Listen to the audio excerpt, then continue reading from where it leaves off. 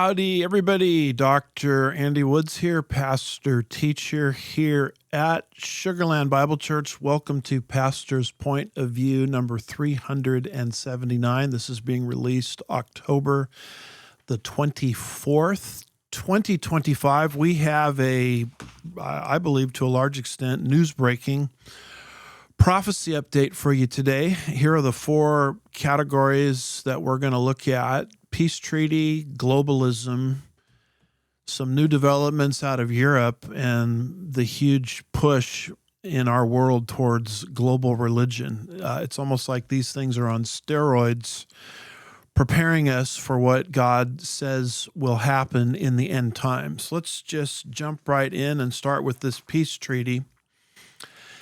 And the verse that helps us understand that the tribulation period will be initiated by a treaty of some kind between the Antichrist and unbelieving Israel is right there in Daniel chapter 9, verse 27, which says, "He," that's the Antichrist, "will make a firm covenant with the many," Israel, "for 1 week, 7 years, but in the middle of the week he will put a stop to sacrifice and grain offering."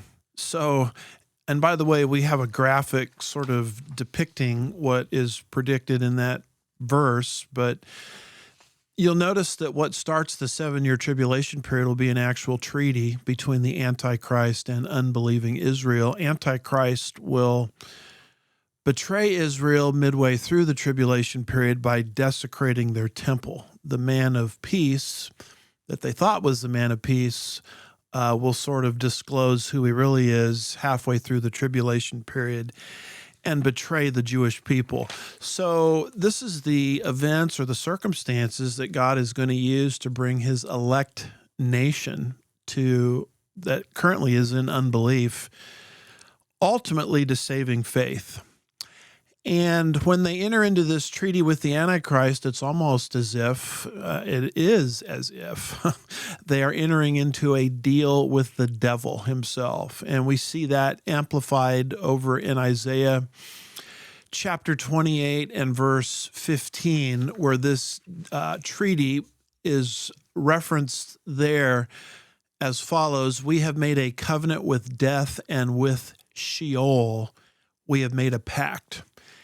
And then down in Isaiah 28, verse 18, it says, "Your covenant with death will be canceled. Your pact with Sheol will not understand." So I would argue this, that Israel, ever since her national rejection of Jesus 2,000 years ago, has been in a state of deception, being primed, if you will, for receiving Satan in lieu of Jesus Christ. We see that predicted by Jesus himself over in John chapter 5 and verse 43, as Jesus 2,000 years ago was speaking to the religious leaders of Israel. He said to them, "I have come in my Father's name, and you do not receive me. But if another comes in his own name, him you will receive." Now, many commentators, including myself, believe that Jesus there is actually speaking of the Antichrist. And what Jesus is saying to his elect nation is, you rejected me, and now there's a void.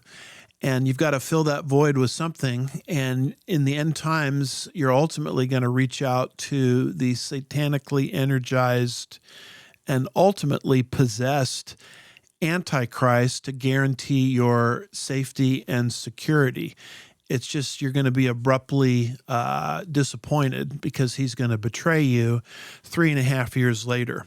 Now, I would argue that the whole psychology for the nation of Israel entering into this future pact, if you will, with the Antichrist is on display constantly in our headlines. We frequently refer to this map, that those green areas there represent Islamic theocratic dictatorships which have written into their charters that they want to drive Israel into the Mediterranean Sea. And that little tiny red dot is the nation of Israel. And so you can see that a nation in that type of predicament is desperate for anyone, and I believe anyone, to come along and somehow guarantee her safety and security. And what the nation of Israel is looking for is they're looking for another Cyrus. Who was Cyrus? Here's a picture of one of the great discoveries in archaeology called the Cyrus cylinder. And basically, it's a depiction of the boasts of Cyrus as he went and conquered Babylon, and as the leader of the Medo-Persians ultimately overthrew Babylon. You'll see Cyrus's name predicted by the prophet Isaiah at the end of chapter 44 and the beginning of chapter 45, about 150 to 200 years in advance, that God would raise up this man Cyrus, even though Cyrus was not a believer. Isaiah chapter 45 and verse 4 makes that clear. But God would use this man Cyrus as Israel's deliverer and allow her to return to her homeland after the 70 years of captivity in Babylon. And what the nation of Israel is looking for is another Cyrus. It's just, we know who that Cyrus is going to be. It's going to be the Antichrist. Now, that kind of brings us up to the present, and I want to draw your attention to this article from the Daily Mail. This one written October the 13th, 2025, and the title of it, and when I read this, I want to be very clear. I'm not saying Trump is the Antichrist. What I'm saying is this mentality that the nation of Israel has towards Trump is exactly what the Bible predicts concerning their embracement of the Antichrist. It shows you their desperation and their willingness to embrace anyone or anything or any particular person and hail them as some kind of king or some kind of Messiah who promises to give them some semblance of stability, prosperity, and security in their very delicate position there in the Middle East. And that is what has happened as of recent concerning the Trump peace plan. I'll make some comments about the Trump peace plan in just a moment, but that's really not my intent in bringing this up. My intent in bringing this up is to show you how desperately the nation of Israel is looking for a Cyrus. And notice what this particular article says. It says, he brashly called himself, speaking of Cyrus, back in the days of the Persians releasing Israel from the captivity, he brashly called himself king of the four corners of the world, and is hailed for having liberated the Jews from the cruel Babylonians. Cyrus the Great, who founded the Persian Empire in the 6th century BC, was an early proponent of religious freedom. Now, more than 2,600 years, on giant billboards in Tel Aviv and Jerusalem, they are likening U.S. President Donald Trump to Cyrus after the deal he brokered to end the war in Gaza.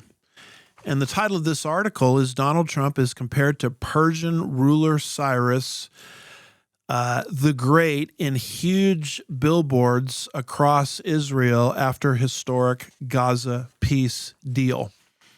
The article says the new billboards show a photo of Trump and reads, Cyrus the Great is alive. It bears the logo of Jerusalem-based Friends of Zion Museum.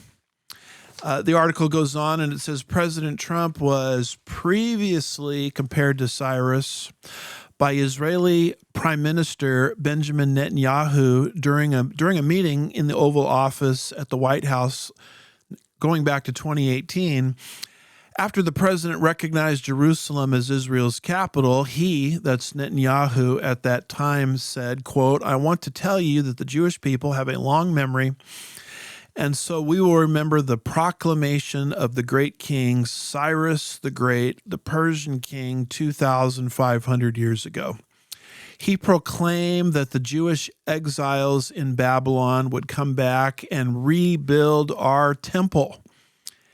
He added, we remember how a few weeks ago, President Trump recognized Jerusalem as Israel's capital, close quote.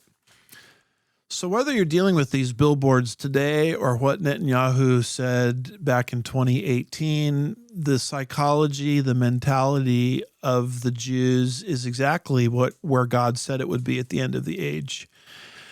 Desperately looking for a Cyrus.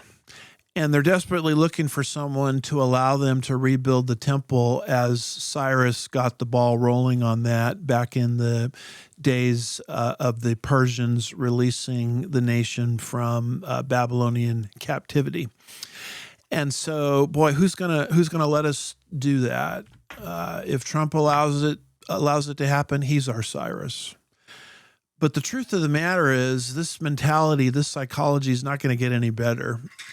This is a nation that's rejected their true king as of now, and they're going to fill that void with someone other than Jesus Christ, and it's ultimately going to lead to them embracing the Antichrist himself. So my point is, the nation of Israel and what the Bible predicts concerning their embracement of some kind of Cyrus or some kind of deliverer or some kind of savior or some kind of ruler other than Jesus Christ, that psychology is alive and well.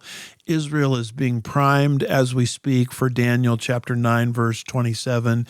It's just a matter of when God's timing will allow the rapture to occur, the restrainer to be removed, the Antichrist, whoever he may be, to go forward, and this covenant to be entered into. Another angle on this whole thing is Israel is going to be sorely disappointed because what they thought was lasting peace, it turns out was not real peace at all. So they entered into something that was a false deal, a false peace. We see that. Notice this chart here dealing with tribulation judgments. We see that as we transition from the first seal judgment, the rider on the white horse, or the Antichrist, allowing Israel temporary peace, to the second seal judgment, where global warfare breaks out. And you'll notice this list here that we have of the 6 seal judgments. You'll notice the first on the list, I've got them numbered there, 1 through 6. You'll notice the first one on the list is that rider on the white horse. We actually have a slide on that, which we're going to put up. The first one is that rider on the white horse, the advent of the Antichrist. And the second one is global war. In fact, Revelation 6, verse 3 says this of that second seal being opened. It says, another red horse went out, and to him who sat on it, it was granted to take peace from the earth, that men could slay one another, and a great sword was given to him. So the first rider on the white horse involves peace. The second rider involves war. He takes peace from the earth. You can't take peace from the earth unless peace is temporarily established on the earth. So the picture kind of looks like this. Israel enters into this deal with the devil, which they think is real peace. And at the time, it looks like peace, but it is short-lived, because not long after, global war will break out. And beyond that, the Antichrist will betray Israel by desecrating their temple. So let me just ask you a question. Is Israel of the psychology today not just to enter into these kind of treaties and agreements, but is she in the mindset or the psychology today where she's constantly reaching out to something that's not true peace? That's exactly right. Israel constantly reaches out for deals that in the long run are not good at all for the nation of Israel. 1 Thessalonians chapter 5 and verse 3, predicting all of this, says, while they, I believe that's primarily a reference to Israel, While they are saying peace and safety, then sudden destruction will come upon them suddenly, like labor pains upon a woman with a child, and they will not escape. So we've got false peace leading to war. Israel has to have a psychology and a mindset where she's reaching out for things that aren't going to result in lasting peace. And she'll be in that psychology and that mindset and that deception until she receives her true king, Jesus Christ. But I'm here to tell you, folks, that psychology is alive and well. You see it with this so-called Trump peace plan. Now, I want to be gentle as I'm critiquing this, because I've been very thrilled to see the hostages released. But at the same time, the White House has called this eternal peace. This is somehow going to bring eternal peace to the world. And there are people in this world that foolishly believe that this 20-point or 21-point peace plan is going to permanently fix the situation in the Middle East. And I'm here to tell you that is not true at all. That's not accurate whatsoever. I think the way to look at this Trump peace plan is to look at it kind of like a Band-Aid. Essentially, what a Band-Aid does is it covers up a wound, but it doesn't do anything to actually cure the wound itself. It may kind of protect the wound from further damage for a season, but it doesn't do anything to cure the wound. There's greater healing process that has to take place underneath for the wound to be healed. And so that's the way to look at this so-called 20 or 21-point Trump peace plan. It's a Band-Aid over the roots of everlasting hatred coming from Islam towards the Jewish people and the nation of Israel, which remains kind of smoldering, beneath the surface. So just to kind of demonstrate this, let me take you to this blog piece, this one, October the 15th, 2025. This one comes from allisraelnews.com, and this blogger, I think, does a tremendous job explaining that this Trump peace plan, although we're all happy the hostages were released, is not going to result in lasting peace in that region. The writer says this: if I'm honest, I will remain very skeptical that the next phase of this plan will succeed. I don't see Hamas laying down their arms, and if I'm right and they don't, who will go and disarm them? If there are boots on the ground again in Gaza, whether Israeli, American, or European, it means that the war is not truly over. A major concern now is that Hamas is turning on its own people. We have already seen videos of Hamas executing their own citizens. So I issue this challenge to those TikTok influencers, to the people on the streets week after week shouting anti-Semitic chants, to members of the BDS movement calling for divestment, to Muslims around the world who genuinely care about their people, and to figures like Munther Isaac, who preaches against Israel. If you truly care about Gaza and the Palestinian people, then share the videos of Hamas executing their own, close quote. I tried to emphasize there the name Munther Isaac because he was one of the propagandists from Bethlehem Bible College, located in Bethlehem within the land of Israel under Palestinian Authority, that was showcased by Tucker Carlson not long ago, related to propaganda, Christian Palestinianism, blaming all of the problems of the region and the world for that matter on the Jews. And what this blogger is saying, and just for clarity, the blogger's name is Paul Calvert.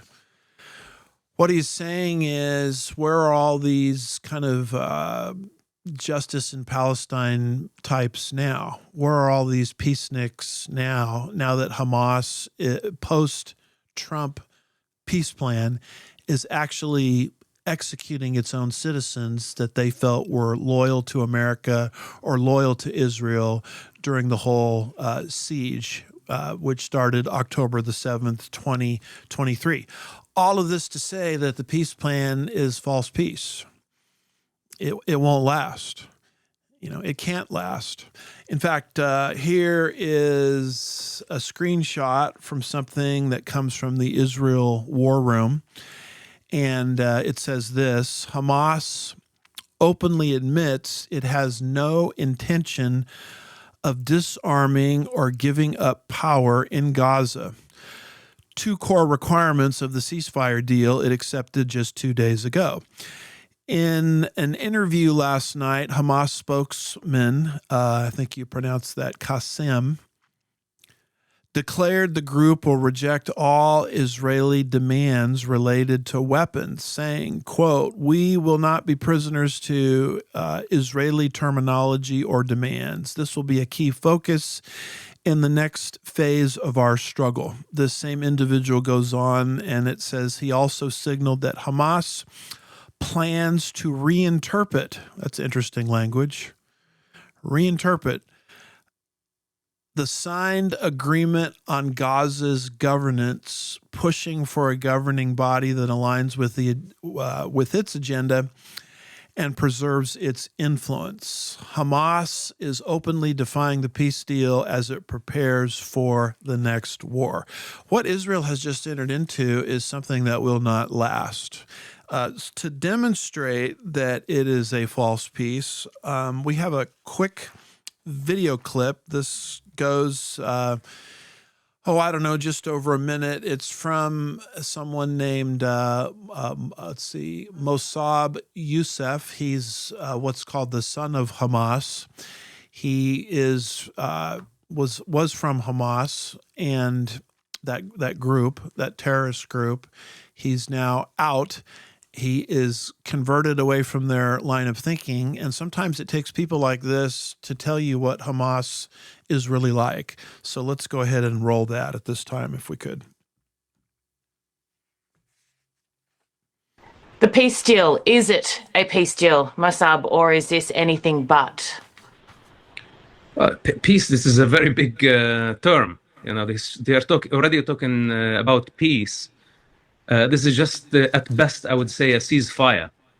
And according to Hamas books, this is only a truce. They cannot make peace with Jews. They cannot make peace with Israel. This is their ideology does not allow them to sign a deal with Israel. If Hamas ideology agreed to making peace with Israel, there would be peace long time ago. This is the main obstacle in front of Hamas Shura Council. It's the religion, it's the Quran, it's the Islamic ideology.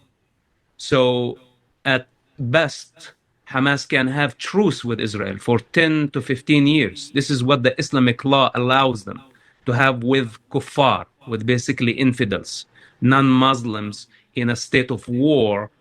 The most they could do, what Muhammad did back in the day with the Meccans, it was a truce, 15 years maximum, and they are willing to renew it, but they can never call it peace. They don't make peace with their enemies. So, an interesting mindset coming from an insider, someone who knows how Hamas actually thinks. I mean, the West just thinks that they entered into a peace deal with Hamas, and Hamas is basically doesn't even know what the word peace is. I mean, it's not even part of their vocabulary. What this is in the minds of Hamas is a truce. It's kind of the idea one step backwards to regroup, and then ultimately it'll be 2 steps forward. And the truce can only last, according to their own belief system in Hamas, for a limited period of time. So that's what Israel just got. That's what the West just got. And yet this is being hailed as eternal peace. Now, why am I bringing all this up? I'm showing you how real And in play, Daniel chapter 9, verse 27 is, we know that the event that will start the tribulation period will be an agreement between the Antichrist and unbelieving Israel, which means Israel has to have an appetite for reaching out for deals that will not last. That's what we see manifesting itself on our headlines, particularly with this latest Trump plan. Beyond that, they have to be in a mindset where they want to reach out to a Cyrus of some kind to help them. And there are the billboards all over Israel declaring Donald Trump as Cyrus. Benjamin Netanyahu even articulating that perspective going back to 2018. So what I'm saying is the scenario of Daniel 9:27a, the tribulation period being launched through this peace treaty between the Antichrist and unbelieving Israel, is very real. The psychology is very real and in play now. And so that's why I bring up these things for your consideration in a prophecy update. Let's go to our second major category, and this has to do with globalism, one worldism.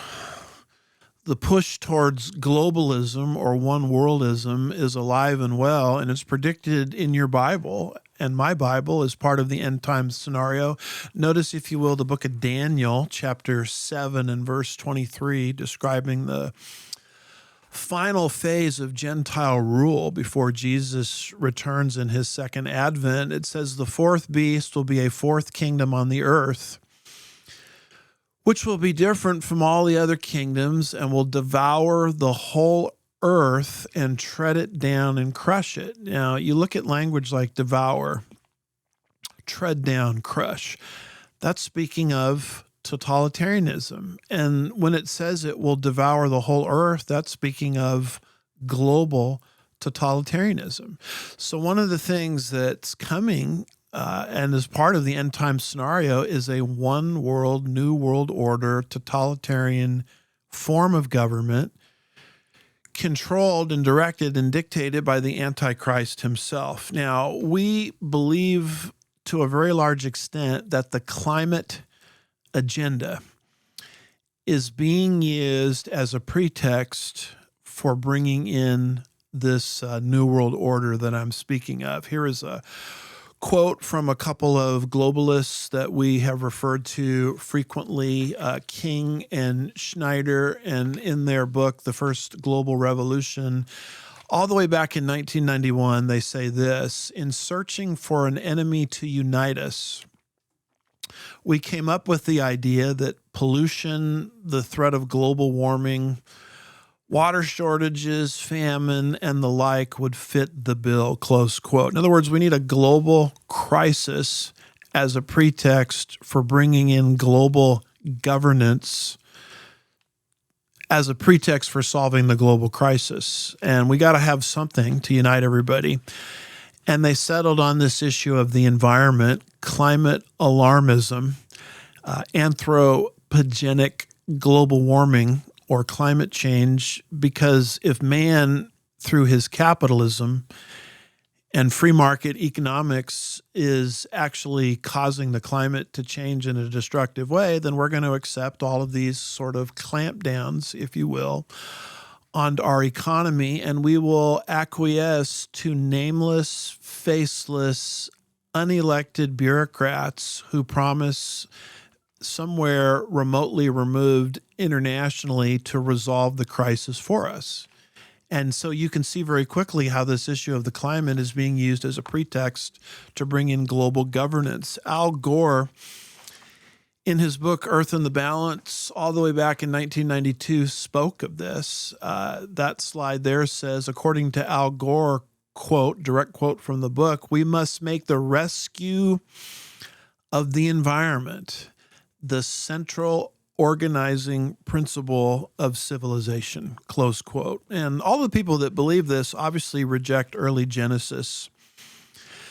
They reject what God said in Genesis chapter 8, verse 22, where it says this. I think we have a screenshot of this. While the earth remains, seed time and harvest, cold and heat, summer and winter, day and night shall not cease. And what God described in his covenant with Noah right after the flood, which was really a covenant that God made with the entire human race, is that the earth from that point on is going to go through natural cycles and natural rhythms, which have nothing to do with human behavior.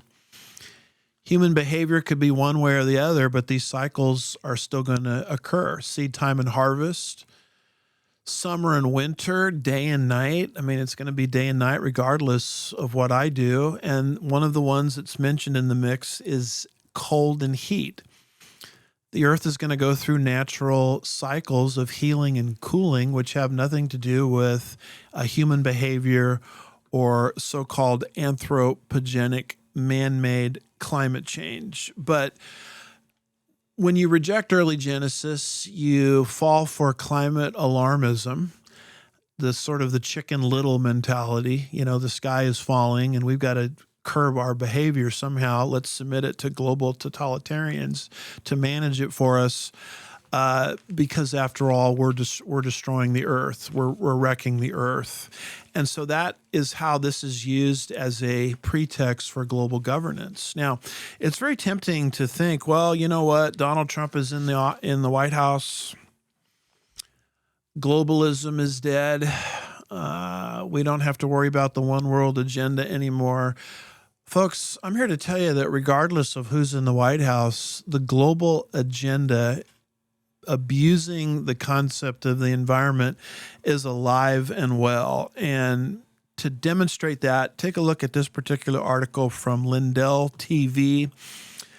This is dated October the 17th, 2025, and this is the title. It says, President Trump defeats UN-backed climate carbon tax on maritime emissions.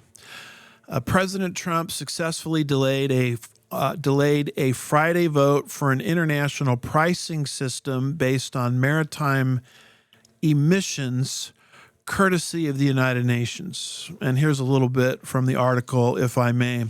It says, President Donald Trump prevented a climate agenda disaster this week by putting a pause on an international deal that would have implemented a form of United Nations-backed taxation based on what? Based on greenhouse gas emissions. The president expressed his initial displeasure with the International Maritime Organization, also called the IMO, a body of the United Nations, in a Thursday statement, slamming the organization for its attempt to implement a, quote, green new scam agenda, close quote. The president wrote, quote, I am outraged at the IMO that the International Maritime Organization is voting in London this week to pass a global carbon tax. The United States will not stand for this global green new scam tax on shipping and will not adhere to it in any way, shape, or form. The vote to approve this so-called carbon tax was slated for Friday, but according to the Economic Times, it was canceled due to President Trump's threat to sanction countries that voted for the plan. Again, quoting Trump, we will not tolerate increased prices on American consumers or the creation of the green new scam bureaucracy to spend your money on their green dreams, close quote, President Trump said on Thursday. So I find this very interesting because the globalist agenda is alive and well. It's just in this particular case, Trump, a nationalist, a non-globalist, had some success through the threat of tariffs in sort of beating it back and sort of delaying the decay. But I guarantee you this much, if Biden was in the White House or Kamala Harris was in the White House, they would have just had matador defense and allowed this globalist mindset to come into existence, and we would have been taxed by some unelected, unaccountable international bureaucracy under the guise of what? Under the guise of saving the planet. That's the loophole that everybody is trying to drive through to justify these global sort of international taxes. And once you move into global international taxes, then you have what the American Revolution was fought over.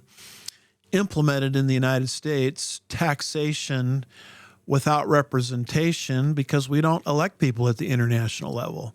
So why in the world would we ever give them the power to tax us? Well, we'll fall for that deception if we believe in anthropogenic climate change, because anthropogenic climate change is used as a justification, if you will, for international taxation without representation, which will push us very, very fast, very, very strongly, very, very boldly, very, very aggressively into global governance, which is a pattern or a theme that the Bible anticipates for the end of the age. A couple slides on this. This is something from Wall Street Journal opinion. It's just a large screenshot. It says the United Nations is about to tax you. A new global climate tax would be the ultimate in taxation without representation. Here's actually an opinion piece. I believe this comes from the Wall Street Journal talking about this. I'm going to read a little bit to you from this, if I could. It says there, voters are showing their opposition to the net zero climate agenda whenever they get the chance. But that isn't stopping the United Nations, which this week is poised, I should say, to impose what amounts to a global tax on carbon emissions. Yet, this is the definition of taxation without representation. Jumping down a little bit here in this piece, I won't read the whole thing to you, just trying to read the salient portions. It says the damage from this UN climate tax is as much political as economic. The UN has previously toyed with emissions monitoring schemes, such as for aviation, and the IMO claims the proposal is no different. But this is the first instance we can find of the United Nations claiming the ability to levy a tax, the revenue from which will be paid directly to a UN-controlled fund. Just a little bit more from this article, if I could. Bear with me here, because this is extremely important. It says, in other words, this is another income redistribution scheme for whatever idea the UN bureaucracy deems worthy. If you think that handouts to non-democratic countries for vaguely defined climate purposes will be administered scrupulously in the event, or in the public interest rather, we've got a carbon neutral barge, I guess it says, to sell you. One more quick paragraph from this article, because this is laying out what we've taught for a long time, how this issue of the climate is a pretext for global governance, which, as I've tried to explain, is very prophetically significant. It says many Western governments, especially in Europe, nonetheless support the IMO plan. No doubt because of that unpopularity. I think I read that wrong. They support it in spite of its unpopularity, is what it says here. It is an attempt by climate-obsessed obsessions to entrench their own agenda before voters in democracies can kill it. So they know this is unpopular, and yet these international politicians and bureaucrats want to ram, jam, and cram this through as fast as they can. They want to do it without really the full populace being aware of what is happening, and they're using monitoring the climate as an excuse for it. Here is something that Trump wrote as he's trying to stop this thing, to his credit. This is from Trump's Truth Social account. He says, "I am outraged that the International Maritime Organization is voting in London this week to pass a global carbon tax. The United States will not stand for this global green new scam tax on shipping and will not adhere to it in any way, shape, or form. We will not tolerate increased prices on American consumers or the creation of a green new scam bureaucracy to spend your money on their green dreams. Stand with the United States and vote no in London tomorrow." Here is Secretary of State Marco Rubio saying virtually the same thing. He says this week the UN is attempting to pass the first global carbon tax, which will increase energy, food, and fuel costs across the world. We will not allow the UN to tax American citizens and companies. Under the leadership of the President of the United States, the U.S. will be a hard no. We call on other nations to stand alongside the United States in defense of our citizens and our sovereignty. So notice what Rubio is saying there. Is this an economic issue? Will this global tax add to inflation, increase our prices on things that we need for the necessities of life? Yes, but there's a much bigger issue at stake than even economics. And it has to do with our sovereignty as a nation. It has to do with an attack on the most core fundamental of the United States of America, what we were birthed under, no taxation without representation. It is the power of someone to levy taxes. Now, remember what Chief Justice John Marshall, the third United States Supreme Court Justice, said in the famous case McCulloch versus Maryland, where our Supreme Court gave to our Congress the power to create a national bank. And all the way back when that decision was handed down, early 1800s, Marshall in that decision made a very important statement. He says, with the power to tax is the power to destroy. Famous line in the world of constitutional law. With the power to tax is the power to destroy. And imagine that power residing in the hands of someone who's not accountable to you, that you didn't vote for, and comes from some other, international bureaucracy or another part of the world, whose name you might not even know, who has a value system that is totally alien and totally hostile to your own.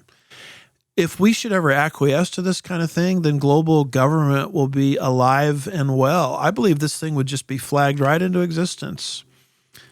With Biden or Harris in the Oval Office, remember it was Biden that had absolutely no problem putting us under the Paris Climate Accord.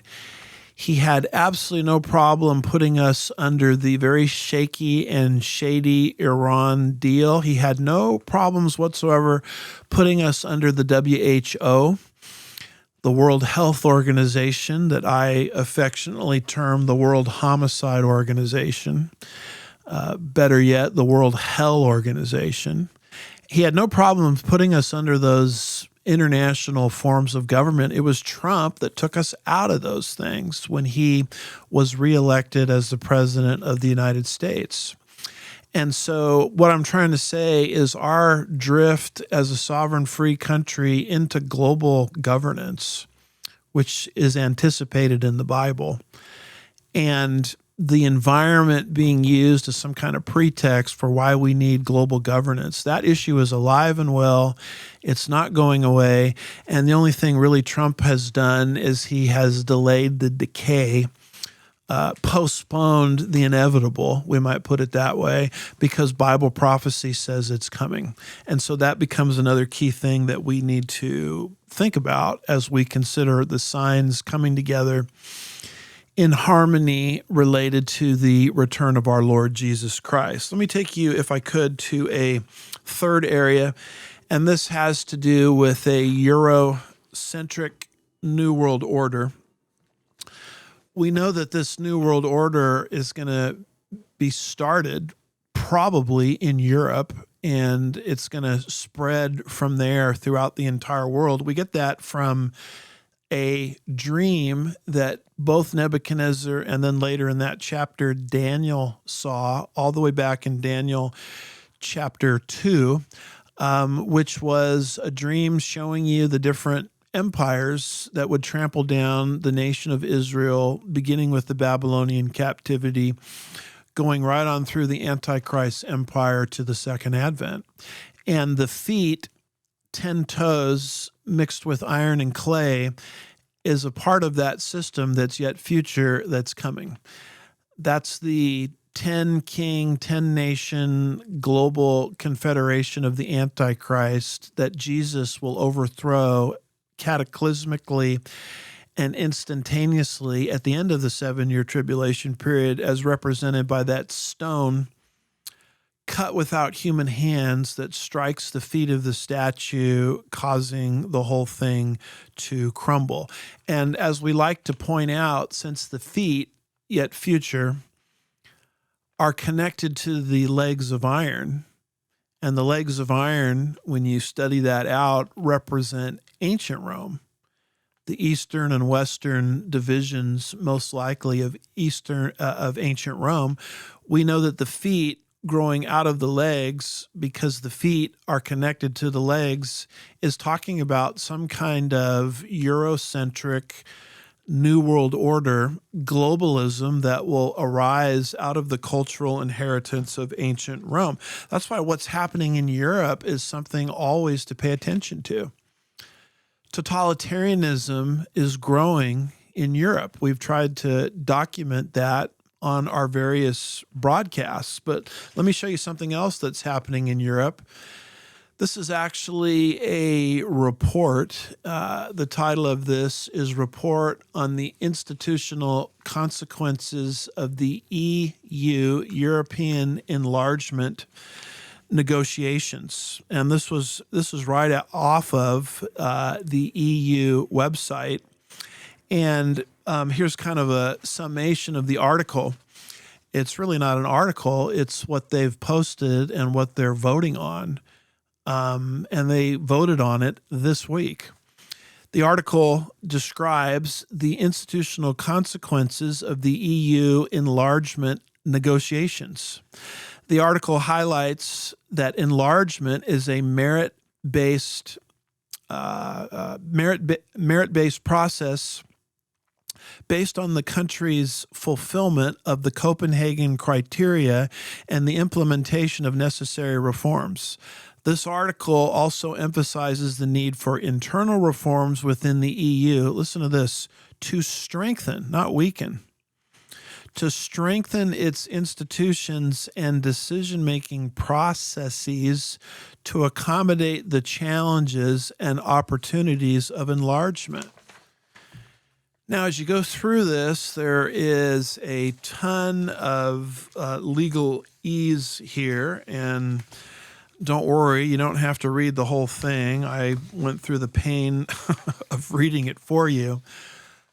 But the bottom line to the whole thing is the European Union, the sort of international governmental structure that reigns over the tiny states of Europe, has got to be strengthened.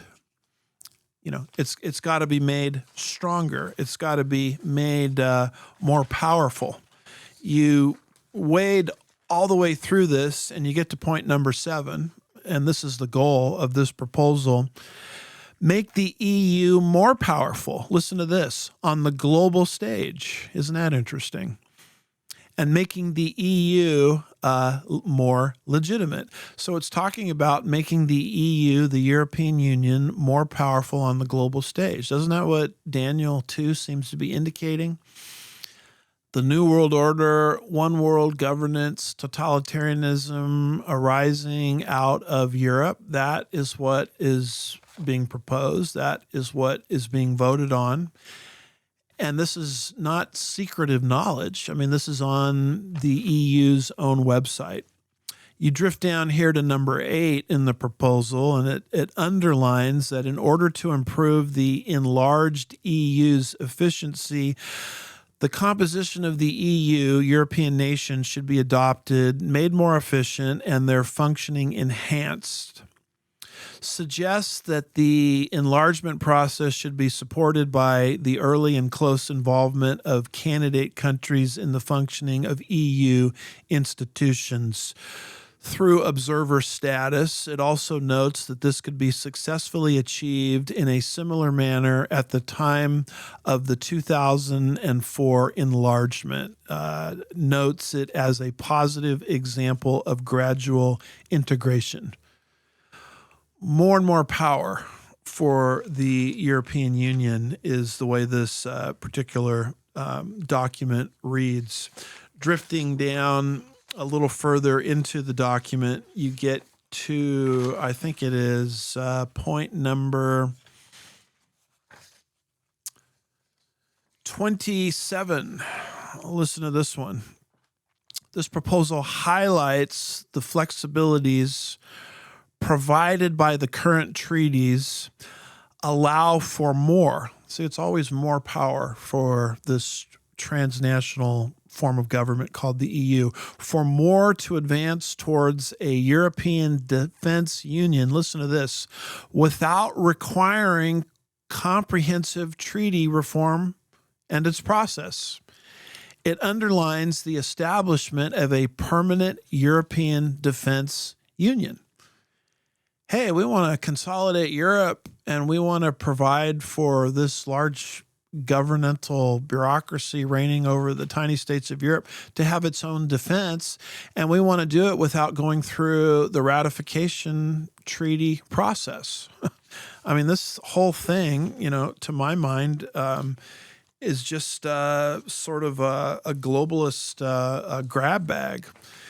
Kind of drifting towards the end of this article, you have a summation of the whole thing. They want a European defense system that will create a common defense for Europe. Listen to this. In the absence of unanimous agreement, they want to do it just like the Eurozone. This proposal has the broader potential to enable willing member states to institutionalize common defense, listen to this, without delay. Listen to this, even in the absence of unanimity. The proposal calls on the Commission and on the willing member states to activate provisions to this end without delay. We want power. We want more of it. We want it now. We want enlargement. We don't want all of these tiny armies. We want one giant defense for all of Europe. And we want to do it without going through the normal legal channels that you would have to go through to get everybody to sign off on this.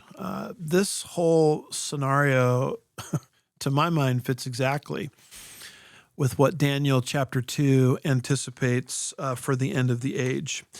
Let's go to our final bullet point for today, and this has to do with global religion. You'll notice as we advance the slide, we have our final bullet point, global religion. And as we begin to talk about global religion, we like to talk about Revelation chapter 17 and verse 15. Revelation chapter 17 and verse 15 is one of those key prophecies that anticipates global religion of the last days. Let's see, I'm not sure the slides have changed. Let's switch it to global religion if we could. And we'll let that sit there just for a second, and then we'll move into Revelation 17 and verse 15. Revelation 17 and verse 15 is that great prophecy that predicts one world religion of the last days. John writes, "And he said to me, the waters which you saw where the harlot sits are peoples and multitudes and nations and tongues." Now, as we've explained many times, harlotry in Scripture when it's used symbolically, the way it's being used here, speaks of false religion. And then the waters, representing peoples, multitudes, nations, and tongues, would represent the global influence that this false religion will have. So as we move closer to the end of the age, don't look for religion to disappear, look for it to accelerate, and look for the great religions of the world to start to merge into some kind of tapestry of one world religion, the urge to merge, as I like to call it, ecumenism. And with that being said, notice this particular article here. This one comes from Vatican News. This is a Roman Catholic perspective. And the title of the article is Vatican's, let's see if I'm going to pronounce this right, Deep Aveli, I think is how you pronounce that, message. With shared values, let's join hands. And like all the articles I've shared, this is a very recent article, October the 11th, 2025. Here's sort of a summation of this article from the Roman Catholic perspective. Here's what the Roman Catholic Church wants to do. And notice the one world religious thrust in this entire enterprise. It says the Vatican's, dicastery for interreligious dialogue sent a message to those celebrating Deep Avili, encouraging Christians and Hindus, so Catholics, in other words, and Hindus, to work together to promote peace. The message emphasized, watch this now, the importance of interreligious dialogue, especially in today's world of rising mistrust and polarization. And it highlighted this particular message, the role of families, religious traditions, educational institutions, and the media in fostering peace. Peace with who? Theological peace. In this case, between Roman Catholics and Hindus. And notice the mechanism that's going to be used to bring these two great faiths together, interreligious dialogue. You know, it's funny. I had a professor in seminary. It's completely wrapped up in dialogue between dispensationalists and replacement theologians. And I told him I had no interest in participating in such a dialogue, and he told me it was my duty as a Christian to participate in interfaith, interreligious dialogue. And the reason he said that is he was an ecumenist, and the reason I did not like it is because I was a biblicist. The biblicist sees the Great Commission completely different than the ecumenist. The biblicist wants to be involved in confrontational evangelism, meaning you set forth the truth claims of Scripture and you call other religious practices unto repentance. That's what you see Paul doing on Mars Hill. Interfaith dialogue is a totally different animal where you're trying to find some kind of common denominator between your belief system and their belief system, and the two camps are supposed to meet in the middle. The cold, hard truth of the matter, though, is the moment you sit down to interfaith dialogue is the moment you're sitting down to a rigged game. Because one side is typically using interfaith dialogue to draw you closer to them, and they know full well that they have no intention of drawing nearer to you. But this is the name of the game now in this global religious environment that we're in, interfaith dialogue. It's infecting and affecting everything at the spiritual level. And there it is in Roman Catholicism. Roman Catholics trying to find common word, common ground with Hindus. And notice these are two works-based systems that I would reject as a Protestant evangelical Christian. But notice how these false theologies are trying to come together. I mean, this is the type of global religiosity of the end times that John anticipates. Now, notice this particular screenshot here. It says this: the Vatican is to open a Muslim prayer room to accommodate Muslim scholars visiting the Vatican Apostolic Library.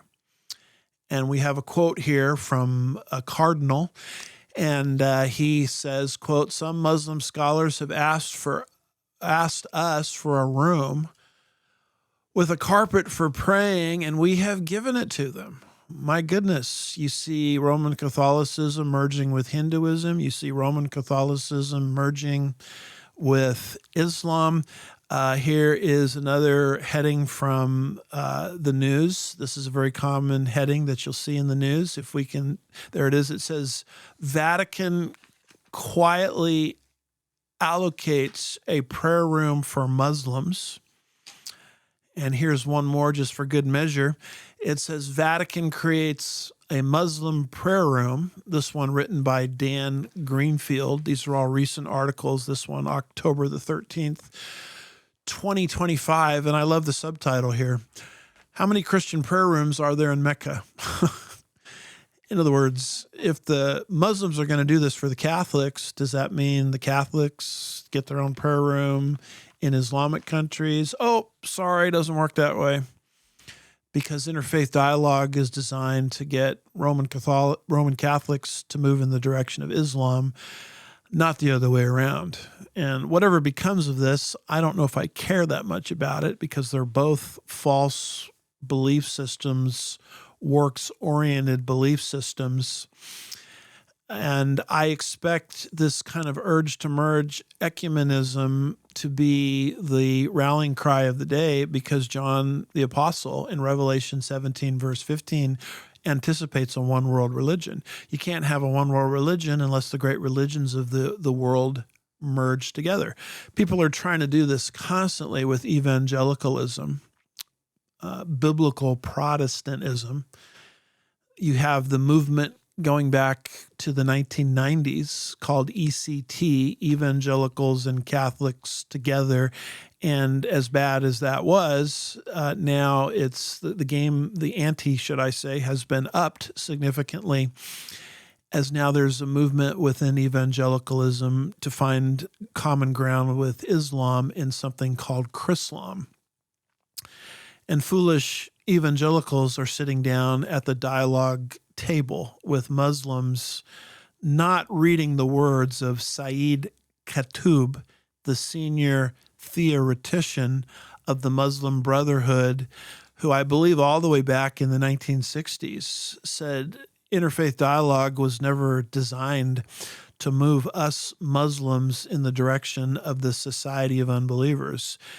It was never designed to meet them in the middle. It was always designed to move the society of unbelievers our direction. And so it's a rigged game from day one. People think that they're sitting down and they're having some kind of actual real conversation when it's a rigged conversation. And yet these types of things are going to increase. These types of things are going to accelerate, because we're entering into a time of history, according to Bible prophecy, where one world religion will be the ambition and the goal. So that's our prophecy update for you for today. We looked here in this particular show at 4 major issues. If we can put up our review slide, you'll see that we looked at the peace treaty and how the right psychology is in place for Israel to embrace that peace treaty, spoken of in Daniel 9:27. We looked at the push towards globalism with this carbon footprint global tax that is now being proposed. We looked at how this type of thing is ultimately going to arise from Europe, the Eurocentric, if you will, a New World Order. Looked at some major proposals happening in Europe, which are consolidating the European Union's power. That's right on par with the rest of Bible prophecy, and the massive push towards global religion, as now you're seeing mergers and interfaith dialogue between Roman Catholicism and Islam, Roman Catholicism and Hinduism, etc. We always like to wrap up our broadcasts on a note of hope. Notice, if you will, Titus chapter 2, verse 13, which says, looking for the blessed hope and the appearing of the glory of our great God and Savior, Jesus Christ. The world is being prepared for the 7-year tribulation period. And yet, in the midst of that, there's the promise that before the 7-year tribulation period materializes, the church, via the rapture, will be removed from the earth and taken to the Father's house. This is known as the blessed hope of the church. And you can be dialed in, tied into that promise, in addition to countless other promises, simply by placing your personal trust or faith for the forgiveness of your sins into the finished work of Jesus Christ. And we hope that people will be doing that even as we speak. It's more than just intellectual assent about truths about Jesus. It's the actual element of trust. Are you trusting him and him alone for the safekeeping of your soul and the forgiveness of your sins? We invite people to do that. It's a one-step process, which makes it not a process. It's something that happens at a moment in time. We invite you to do that even as we speak. Check us out in podcast format. To get Pastor's Point of View in podcast format, go to the App Store, type in Andy Woods Ministries into the search engine, and enjoy Pastor's Point of View on our free downloadable app. Go to andywoodsministries.org, our website, and there's a conspicuous way there on the homepage to sign up for our show notes. These notes that I read from will show up in your inbox virtually every Friday morning, every time we post a Pastor's Point of View show. And by the way, while you're there, either on the app or the website, check out the Ask Andy new AI feature. As you access it, and it's free, you'll be able to put your Bible question into the question box, hit send. It will think for just a moment, and it will go through all of my sermon archives and notes to find an answer. And it will compile the answer for you in a very readable paragraph or two. And if that weren't enough, it's going to actually give you the specific points in the specific sermon and cue the audio and video up for you accordingly, where the specific answer to your specific question can be found. So we're very thrilled at how this new venture or endeavor has gone. We are very happy to note that we have been experiencing or generating, let's see, about, between 1,200 to 1,500 answers to specific questions dealing with the Bible, theology, etc. per day. We have answered through this mechanism about almost 38,000 questions. And so every time I look at the statistics on this, they continue to grow exponentially.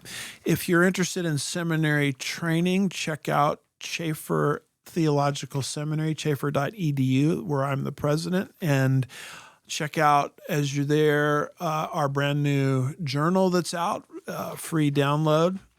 I'm also going to be teaching a 3-week class for Friends of Israel on the doctrine of the kingdom, 3 consecutive Thursday nights dealing with the kingdom.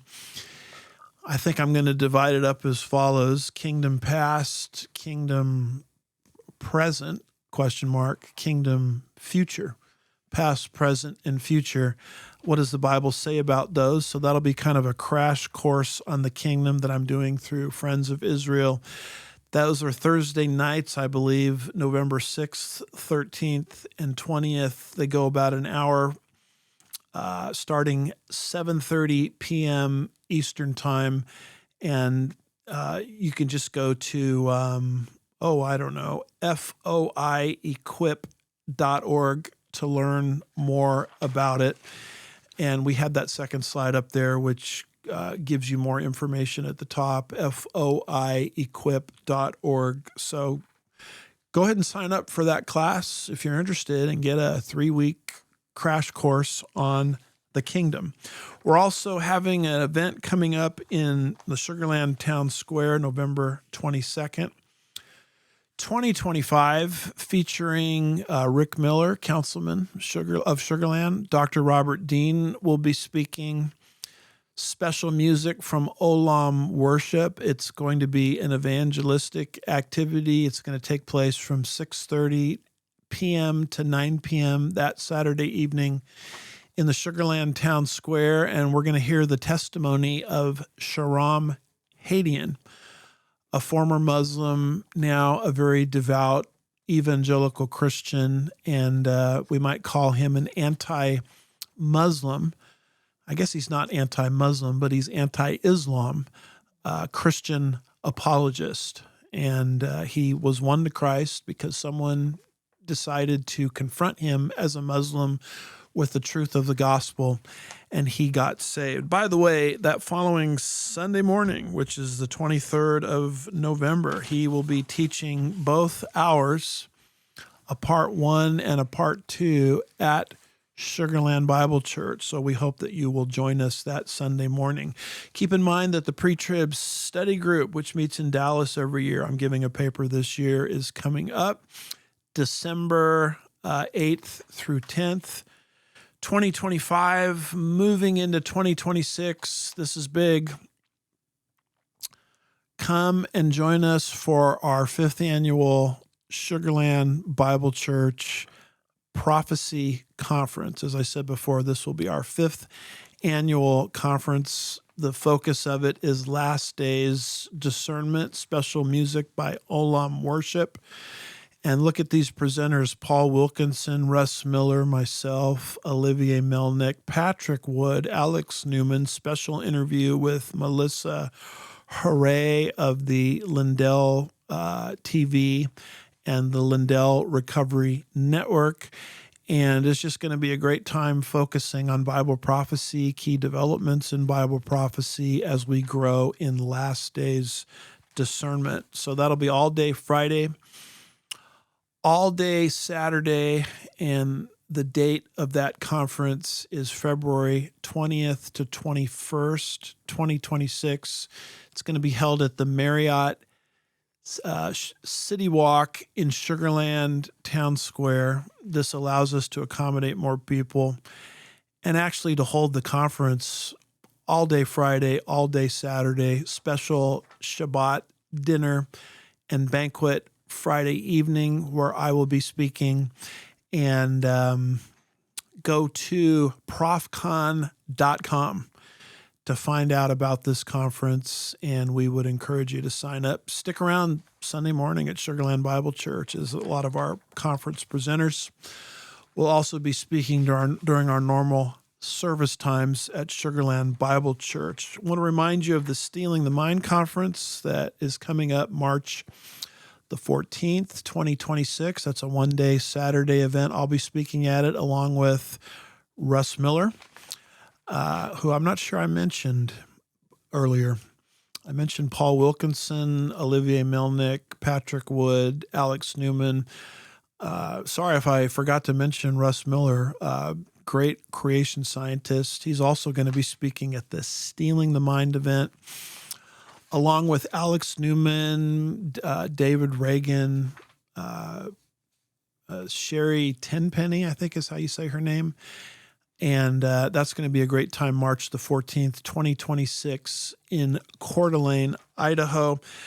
Boy, it's not too early, is it, to think about August 1st, 2026, the Abraham to Armageddon conference in historic Gettysburg, Pennsylvania. I'm one of the speakers, along with a bunch of other people that you recognize from the prophecy world. My wife and I are hosting a Bible Lands cruise. You can see the website there where you can get more information. That's going to go from September the 24th to October the 10th. 2026, teaching on the ship, teaching on location at these various places that we read about in the book of Acts. 5-star ship, 9-day cruise, 3 countries, 5 days in Jerusalem. This is being spearheaded by Bill and Susie Perkins of Compass Ministries, and that's going to be a great time. If you find out that it's sold out, don't panic. Get your name on the waiting list, because chances are you could still get in, because people have a tendency to drop at the last moment. And then one other fast thing is my book on voting is now out, and there's a QR code where to get that. The midterms are coming up, so learn how to vote biblically from that book. That's all I've got for today on Pastor's Point of View. Thanks for watching. Thanks for listening. And Lord willing, we'll see you next time. God bless you.